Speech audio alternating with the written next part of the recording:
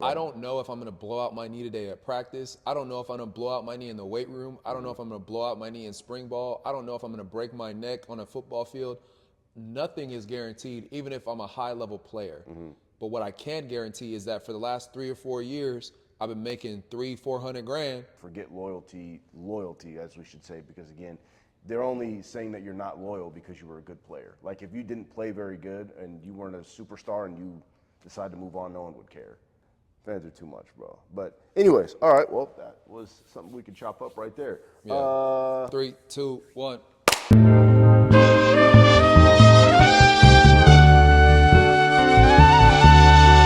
We're back. Come on. We're back. The Choose Up Podcast, episode, what are we on, 5? This is 6. This is We're number on 6. 6? Yeah, this is 6. What's up, man? We don't have to jump into it, all right? We're not going to cut that out. How are you feeling today, man? I want to check up on you, dog. Oh, wow. I'm all right, bro. You know. Are you all right? I'm all right. You Okay. know, just dealing with a bunch of stuff internally, mentally right now. But it's all good. Which we already talked about, but yeah, we talked about it off camera, but it's all good. Life-wise, just like logistically speaking, everything's cool, man. Editing a podcast, doing a podcast, you know. I got a decent podcast co-host, you know. Decent. But yeah, I'm just trying to get back strict on my eating, trying to get back, you know, working out Say, consistently. man, you leaned up a little bit, bro. Hey, Bro, I just haven't been eating, hey, bro. the Swainers you know, is back. you know, I just haven't been eating, to be honest, more than anything. But I think that's, you know, it's okay. You know, it's transparency, it's honesty. I just haven't been eating. I haven't been sleeping well.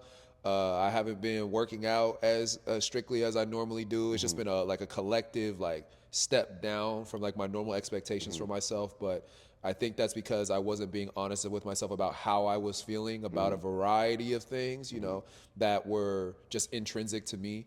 And then wasn't like external factors. So I think the more that I'm being honest with myself, the more I'm like looking for a therapist. If you know a good one, let me know. But like looking for a therapist and trying to work that out, that it is just that process of even doing that is making me feel a lot better. Yeah, man, you got to give yourself some grace as well, man. Life is tough for a lot of people. Not saying that's discrediting you, but I'm saying in general, like, it's not easy. So when you have a hard time, whether it be peaks or valleys, like, you got to take a step back, man, give yourself some grace. It's not going to always be top tier, great, you know, whether that be food, sleep, you know, your situation, whatever it is, like, it won't always be a 10 out of a 10, you know, but like, that's what we've been talking about on the episodes as of recent. Sometimes you just got to stay grounded a little bit and understand, like, this is, like you said, this is the situation you're in. You're facing it head on, and you're taking steps to improve, man. And sometimes that's all you could ask for. It's not like it's going to be a flip of a switch. Honestly, I think that's the reason why it took me so long to like admit that like I was in a state of depression, because I do think that way a lot, where I'm like, bro, it could be way worse. 100%. It could be so much worse, you know, and always having that grounded mindset, or at least what I would call a grounded mindset at the time, of being like, bro, like, you got money, like bills are paid, like you got a good friend group. Like, you know what I'm saying? Life could be so much worse than what you have it right now. So you feeling that this way isn't really validated in your life experience. But then eventually, you know, after 6 months, I had to take a step back and said, oh, like, this is not getting better. Right.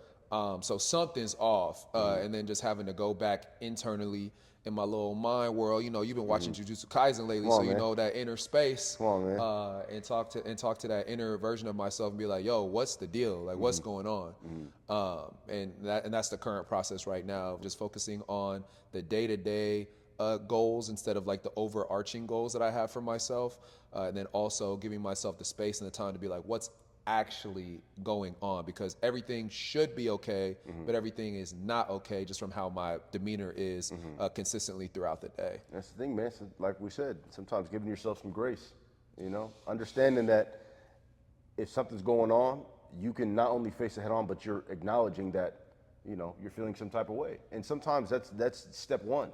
Most of the time I feel like that's step one. And I feel like that's all, not all you need to do, but that's how you start. That's how you start the process of whether that be healing or growing or whatever it is that, man, you just got to sometimes understand how you're feeling and really sit down and be with your thoughts for a little bit and be like, okay, this is great, but I'm still feeling like this. Why? And then obviously dig into it and figure out why. No, for sure. And I think that was actually like a big problem that I had, was the embarrassment or the insecurity around it. We talked about the last episode about insecurity, but I think for a long time, because I've been to therapy before, and I think that session or that stint in my life of therapy was around like no longer playing sports and my self-worth associated with sports and how my relationship with women and all that, figuring all that stuff out.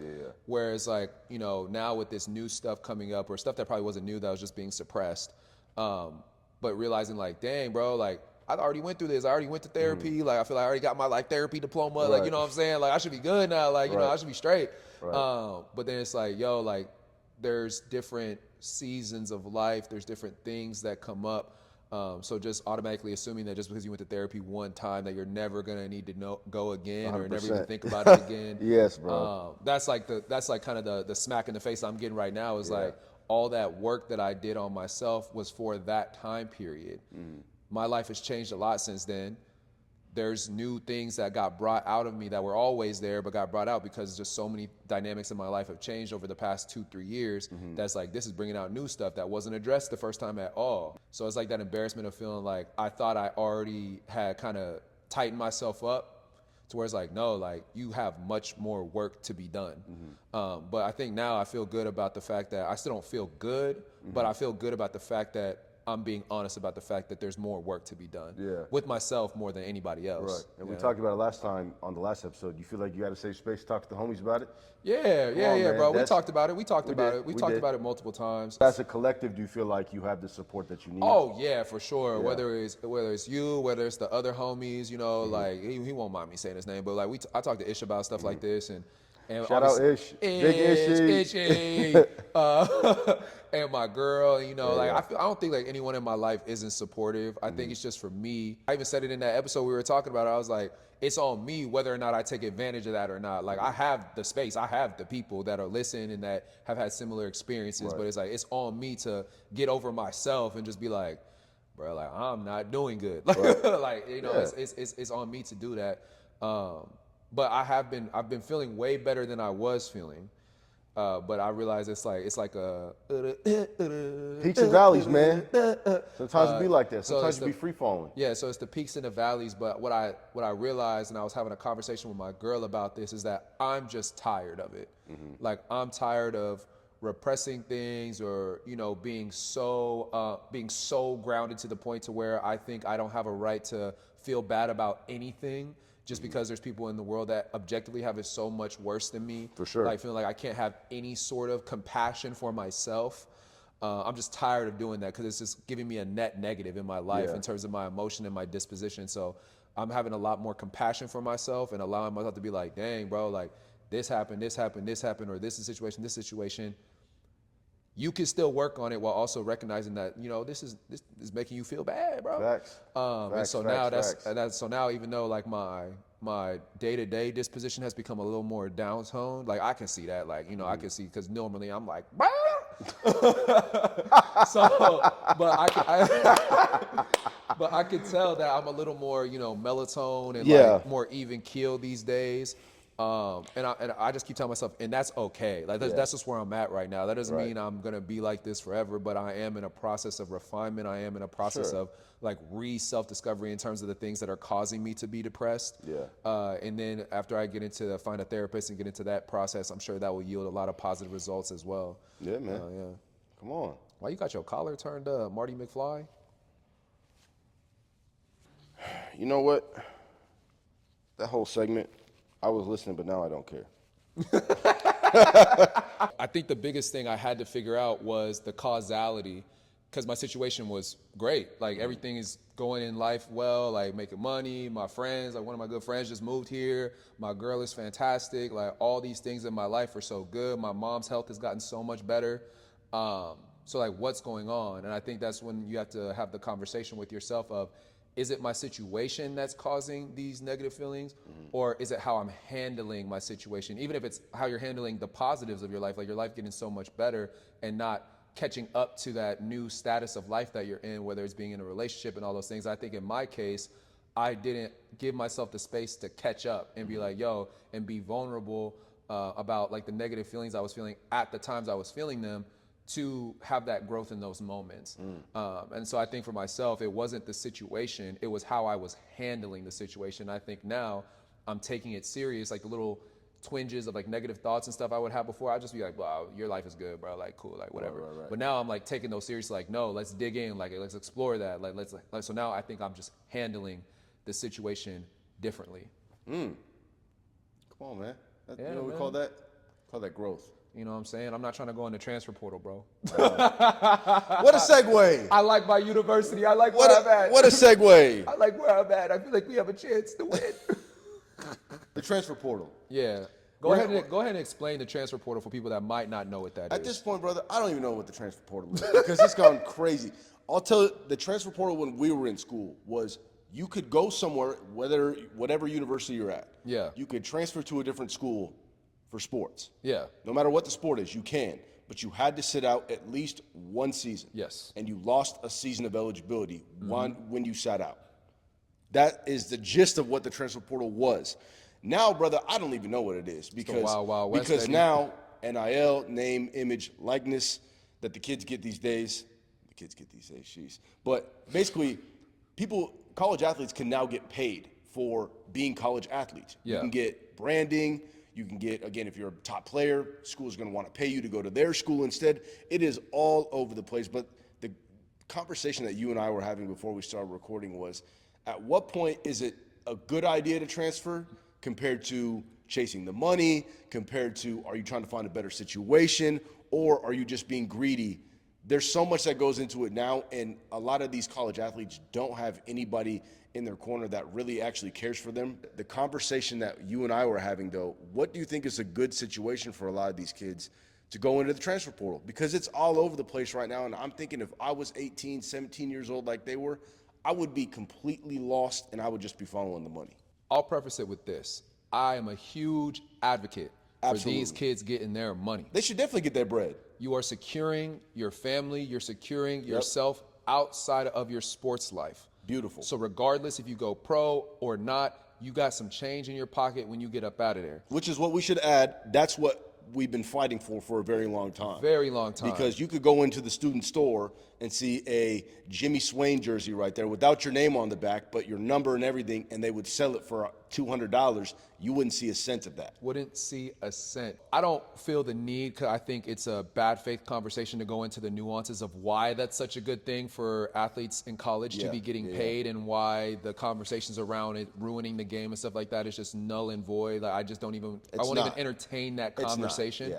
But in the context of when you should decide if this is the right place for me or if it's not, and we're talking about kids or young men and young women, because it's all sports now, that are currently in college, not like currently being recruited for universities, I think you just have to, one, take a real self-assessment of your relationships with the staff. I think money is a huge factor now. I know when I have kids, if they're good enough to go D1 in any sort of space, money's gonna be a big factor. I'm talking to all the coaches like, yo, what's the money looking like? Because all that we're a family here and stuff like that, that's all fine and dandy if they're playing good, if they're a star player. You know, just on my own personal college experience, I've seen it where guys are a part of the family, you know what I'm saying, but really it's the 22 or 23 if you're counting like the special teams, 33. It's the 33 dudes that are touching the field. And everybody else is supported and respected, but that just is what it is. So we're talking money. I want guarantees, like how are you going to be paying my kid? And then the relationship with the coaching staff comes second, I'm going to be honest, for me. So in that situation, if my kid goes there and he's like, the money's good, but I don't mess with the coaching staff, two things can be true. So there's a balance that has to happen there. I feel like I'm just thinking in the context of if I was a father and my kid was going through this process. Because it's way different than when we were making the decisions. It's a whole different ball game now. So I would say, one, we're going to see how much the money's talking about. All right, because you can love the coaching staff at, I don't know, Boston College, but if they're offering you 10 times the amount at the University of Texas, it's going to be a real big conversation. You know what I'm saying? Like how much more do you like the coaching staff there as opposed to Boston College? So I think it's a balance. I think it's like, one, the money is very important. Two, you enjoying the coaching staff, very important, because you can get a degree anywhere. Yes, some degrees are more valuable than others, but the degree is becoming more and more undervalued every single year. So I still think it's valuable if you go to college to get that degree because you're there anyways. You might as well get it. But it's going to be a trifecta between those three: the money, the coaching staff, and the college experience. I'll just lump the degree into the college experience. That's the hierarchy, though. I think right now, because a lot of the time when we're looking at the transfer portal, people start to get on these kids' head, or these young athletes' heads, I should say, because they talk about loyalty. They talk about, oh, you're not committed. You say you're committed, then you're not. But let's just be realistic. If somebody offered you, not even in sports, in a job, if someone offered you $50K more to go do the same job at a different company, you're going to take it every time. And we even have that example in college football. 100%. Coaches. Yes. Coaches get up and dip all the time. So that's really why I don't even entertain the argument. Right. Because all the whole university loyalty or fan loyalty and all this kind of stuff. It doesn't exist. Coaches get up and dip all the time. It happened to me at Oregon. It happened to me at Oregon State. Willie Taggart came in there with all this swagger, like, I love the Ducks, I'm going to be here, blah, blah, blah, blah, blah. Yeah. 1 year, Florida State job opened, he was gone. Like, exactly. It was not, he dipped. Mario Cristobal, big Duck guy. Miami job became available, gone. Same thing happened to Oregon State. Jonathan Smith, head coach, he was their quarterback, the best season that Oregon State ever had. Michigan State job opened up, he says, see y'all. And I'm taking half the roster. That's just realistic. So that's why I say, let's not act like these kids are doing anything different than what you would do or I would do, because it's realistic. That's the whole point. Even say for my job in television, of course you're going to go somewhere where they're going to pay more money in a bigger market. Why would you not go from Oregon State to Ohio State if you had a chance? Why would you not? That's dumb. If a job comes in offering you more money in a better situation and more benefits, you're dipping. You're out of there. You're not staying in your job just because you like the people that you work with. I don't care. I've seen it happen in corporate more times than I can count, bro. You're not keeping that job. Right. You're just going to dip. But just because it's a university and they're going to college there and stuff like that, that doesn't even have to be a love loss. It doesn't have to be like, I don't like being here. It could just be, this is a better situation for me, which is why I think you see even Dylan Gabriel. Yeah. Like, how many schools has he been to? He's been to 3 now. He went to UCF. That's where he started. Then he went to Oklahoma. Then now he's at Oregon. And then he came where he was supposed to be. We love you, Dylan. Keep doing what you're doing, baby. Number one in the nation. When is the right time, and not just in sports, but in life, to realize what a situation is? Is it worth moving on, or is it worth sticking it out? Because you can learn a lot sticking it out through the process, which is what I did personally. Again, I wasn't a starter. And as tough as that was for me to grasp and understand, one thing I thought about a lot was I could just hop in the portal and someplace is going to take me. But I committed to do this one thing here, and I wanted to stick it out because I personally thought for myself it was going to be the best results that I would get, not just on the field. Yeah. Or should I say not solely on the field, but off the field as well, because I learned to work very hard. Yeah. And I learned to be like, this sucks, but I'm going to have to stick it out. So I think it comes down to assessing what you really want. Like, what's the 100%. ultimate thing that you're wanting out of whatever this thing is? Like, not even from a sports standpoint, just from a life standpoint. If you're in a certain situation, what is the goal? Let's just put myself in my corporate situation. Is the goal to be a CEO at Nike, a VP at Nike when I was there? Is that the goal, or is the goal to just be doing something that I'm passionate about or pursuing something that I'm passionate about? In the context of college football, is my goal to just make it to the league, or is my goal to win a national championship at this university, or is my goal just to win a national championship in general? So I think the first thing, you have to figure out what your actual goal is for being in this situation. Even in the context of a relationship, is my goal just to have a girlfriend, or is my goal to be in a deep, loving, committed relationship with somebody? And that would inform the decision on whether I would leave my relationship or not. I'm not leaving my relationship, but I love my girlfriend. But it's just, that's what you have to realize is, what is your actual goal here? And I think once you find that out, making the decision of whether you need to change your process around the situation, or if you just need to remove yourself and find a new situation, is a lot more clear. Okay. But what would you say, bro? You took the words right out of my mouth, brother.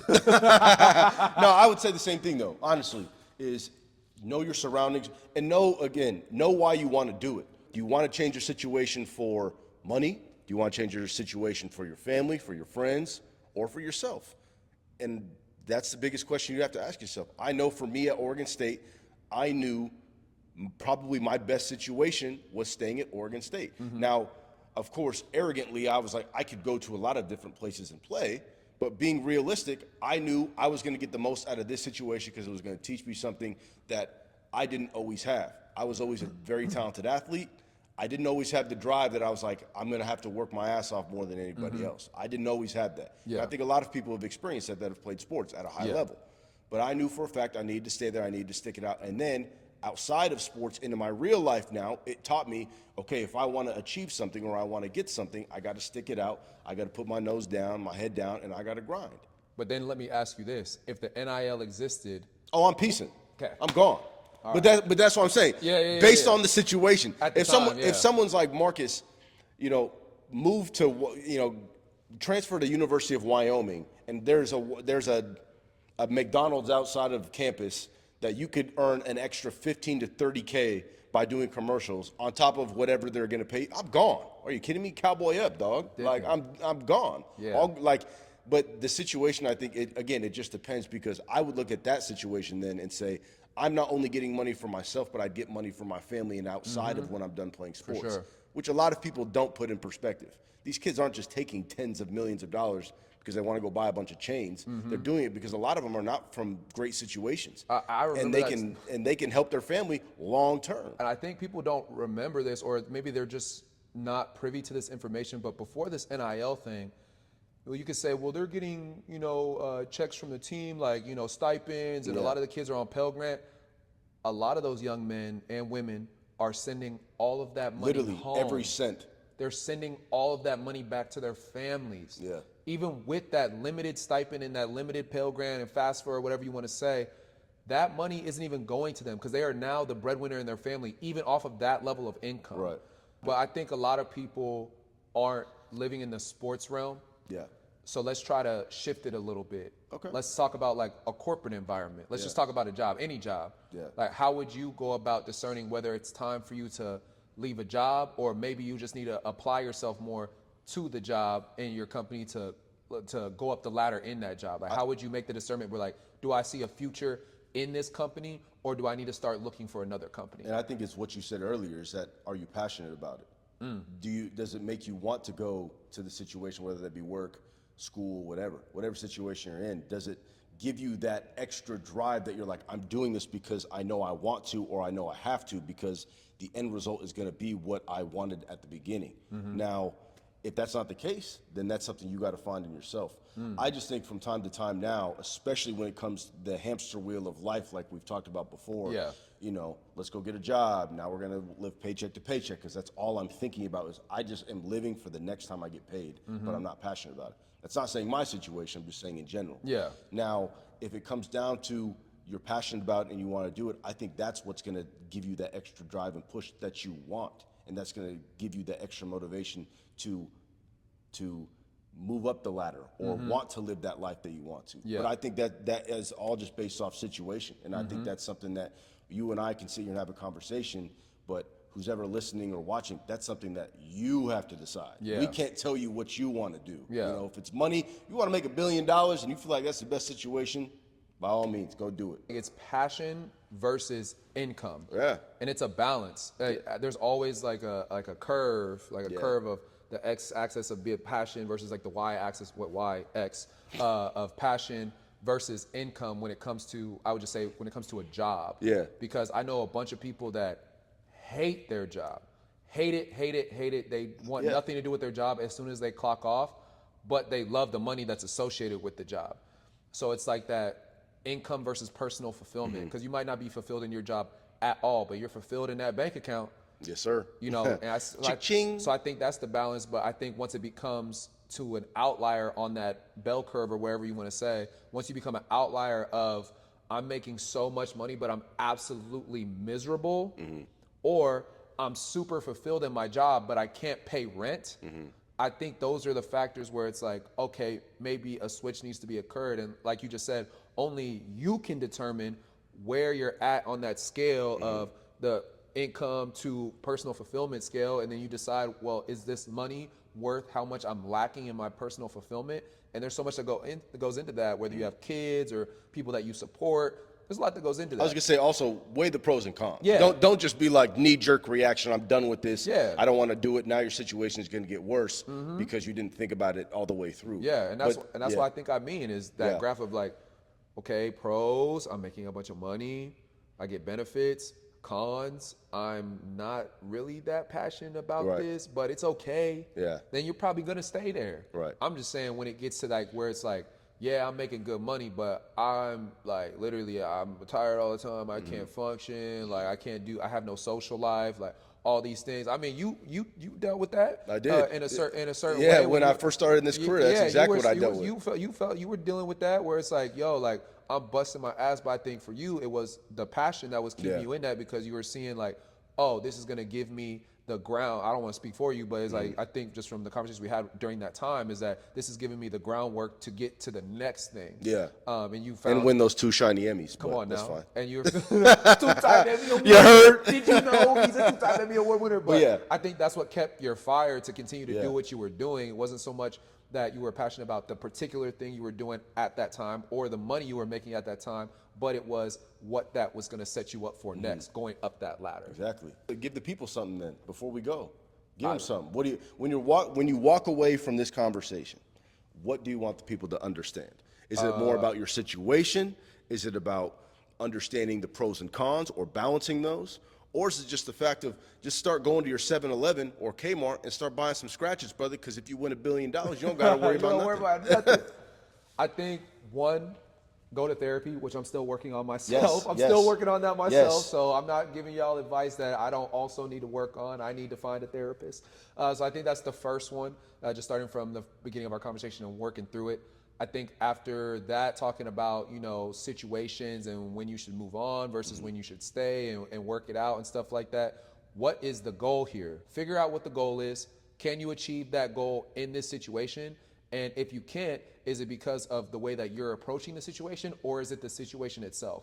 And I think that realness will allow you to determine whether you need to remove yourself or you need to shift the way that you're handling things and work it out, whether it's a relationship, college football, a job, doesn't matter. The only thing that I want to say is at the very beginning when you were talking about obviously how you're feeling. Yeah. I think what is very impressive and a sign of growth is understanding how you're feeling and understanding that, okay, I'm not at my best right now, mentally or physically or whatever you decide. Yeah.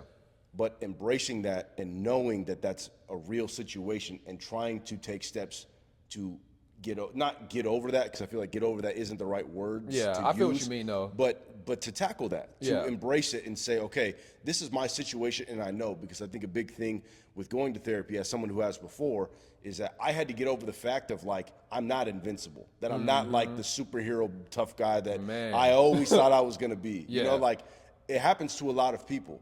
And I think what helped me was embracing the fact that I don't feel great in that moment when I needed to have somebody to talk to or a therapist or whatever. I needed to know that I needed someone to talk to and I needed help. Yeah. And I embraced that rather than I had to put my ego aside. For sure. Because again, I'm not macho man tough guy all the time. Not everybody can be that. You know what I'm saying? That's not realistic. Embrace the fact of if you have a situation within yourself, within your life that you really need people to lean on or find somebody or you're just emotionally going through it, embrace it, because you have to ground yourself and understand that you feel that way before you can get better. And you have to find a way to work through it somehow, some way. Now, we can't speak that into existence for you. That's something that you have to do personally. By listening to the Choose Up podcast like you are right now, taking the first step. If you got something out of this episode, leave a like. Subscribe. We're everywhere that you get your podcast. What is that? You can find us on Spotify. We're on Spotify. We're on what? Spotify, Apple Music. One more time. Spotify, Apple Music. Wherever you get your podcast, you can listen to the Choose Up podcast. So give us a like, share, leave us a review if you feel like you got something from this episode. And also, as always, leave a Choose Up moment in the comment section if you're on YouTube, or leave it in our DMs on Instagram, TikTok, doesn't matter. And if you don't know what that is just a moment that you took out of this day, this week, this month to choose a better decision for yourself when you could have chose to just sit down and do nothing. That is choosing up. And Marcus, leave us with the last statement of the day. Y'all know what it is. It's another day, another opportunity. Have a great one.